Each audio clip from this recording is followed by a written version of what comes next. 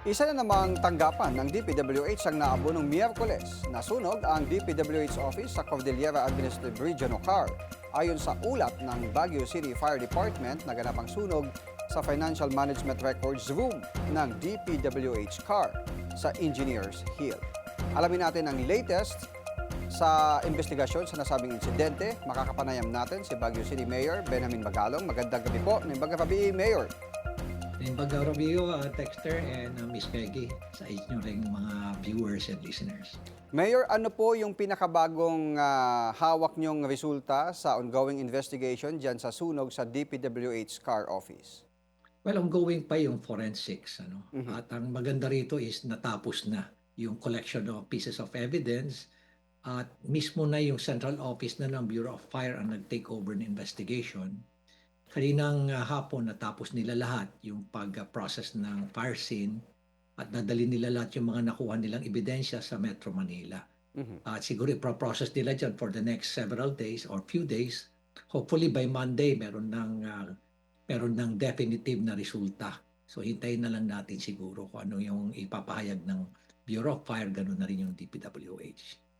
Nabanggit nyo sa mga naunang panayam po sa inyo na may mga sensitive documents na nasunog. Gaano po kahalaga itong mga papel po na ito, Mayor? Well, alam mo, at yung tinamaan kasi yung financial Mhm. records management room nila, no? So we presume na anything related to finances. Mhm. Pero ang sabi naman ng Bureau of Fire, medyo siguro around 3 reams na mga dokumento Talagang ang nabanggit nila. naabo. Oo. At sabi nila tinamaan din, Ah. apektuhan. Ganun. Oo. So papaano kaya ma-recover yung mga impormasyon na yun, Mayor, kung talagang mahalaga sila? Ang sabi naman sa akin, ayon sa kanilang investigasyon, ito yung mga na to, file copy na to. Ibig sabihin, Okay. naisabit na nila ito. Mhm. Naisabit na nila ito sa COA, naisabit na rin nila sa central office yung mga dokumento. File Oo. copy na lang nila yun. So at least meron ng mapagkukunan din ng mga iba pang ahensya ng pamahalaan kung nasaan yung iba pang record na yan. Yes, kung sakasakali man na nasira. Pero Mayor, dun sa paunang investigasyon, dun sa mga nakalap po ninyo, lalo na dun sa Bureau of Fire dyan sa Baguio, may indikasyon po ba na aksidente o posibleng sinadya yung sunog dun? Well, Dexter, sa ngayon hindi ako makapagsalita Mhm. tungkol dyan, ano? Siguro because I always base my statement on facts and Mhm. supported by evidence. So better siguro hintayin na lang natin yung resulta. Mhm. At kanina nga, sinabihan ako nung mismong fire chief namin sa Baguio City na ito na yung mga nagawa nila. Mhm. At tinatanong nga niya sa akin kanina kung pwede nang i-release yung fire scene. Sabi ko, wag mo muna i-release yung fire scene until Mhm. such time na nagkaroon ng definitive na findings. Baka biglang balikan eh. Aha. Babalikan uli ng mga investigador kung sakasakaling meron silang pagdududa doon sa resulta. So Okay. mabuti na lang siguro na i-release na lang muna. So bawal muna lahat ang makapasok dyan, lalo-lalo na yung mga personnel ng DPWH. Oo, so ibig sabihin guarded yan na 24/7? Yun ang pinag-usapan namin ni Sec Vince. Nung ongoing yung fire, napag-usapan namin na talagang i-isolate namin yung lugar at Mhm. talagang babantayan dyan 24/7. Mm. Sa tingin niyo, Mayor, mayroon bang epekto itong pagkakasunog ng isang room diyan sa DPWH CAR doon sa ongoing na mga projects, mga pondo at saka yung mga audit sa mga proyekto sa rehiyon? Well, Dexter, hindi ko pa masabi yan, kasi hindi pa naman natin alam kung ano yung content ng mga Mhm. dokumentong nasira, Pero siyempre, may impact lagi ito sa perception ng publiko. Mhm. Bakit sa lahat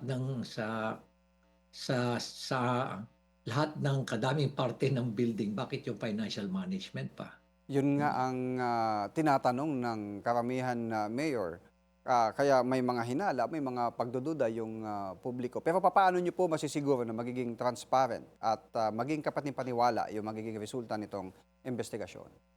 Nandito naman ako Aha. at alam mo naman na Dexter, kilala Yes. naman ako sa pagdating sa transparency, accountability. Mhm. Kaya malaki naman ang tiwala ni Secretary Vince na talagang magiging maayos ang investigasyon nito. Mhm. Mayor, maiba lang ako dahil nandiyan ka naman lang din. Kumusta po ang seguridad, ang pagpapatupad ng trapiko at kaayusan diyan sa Baguio ngayong Panagbenga Festival?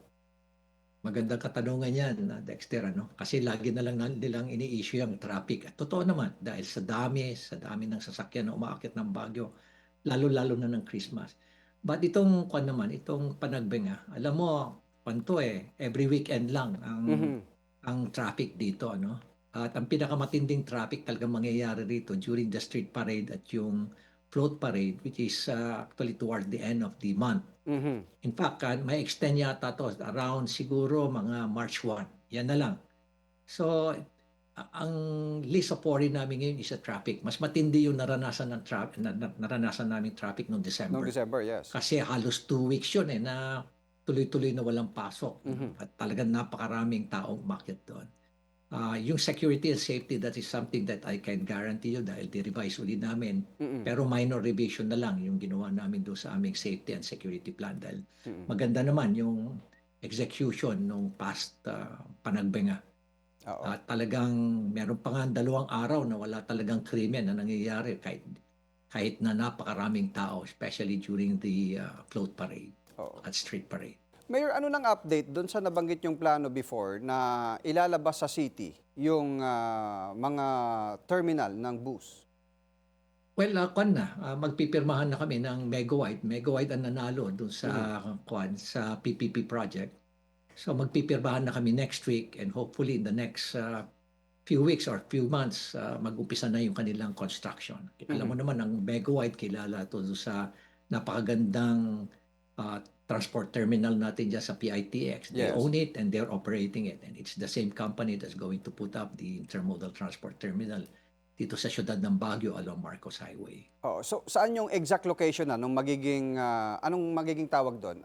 Baguio I- Integrated Intermodal, Terminal. Oo. yes, Baguio Intermodal Transport Terminal. Oh, yes. Yeah, Saan it po will ito be malolocate? Yes. well, dun sa along Marcos Highway, almost sa boundary namin with the municipality of Tuba. Mhm. At bali 3 hectares at magkakaroon din ng mga parking buildings dun sa complex na yon. Oo. Within this year, maaaring masimulan yan na, Mayor? Yeah, yes. Within this year, yung start ng land development doon. And ang completion at magiging operational siya kailan po? It will take them about 2.5 years siguro. Okay. So medyo pang long term talaga yung plano na ito. Yes. At malaking tulong ito sa aming traffic at the same time, pagdating sa mobility, malaking bagay ito. Okay, maraming salamat po, Mayor Benji Magalong, sa inyong oras. Magandang gabi po. Thank you very much, Dexter.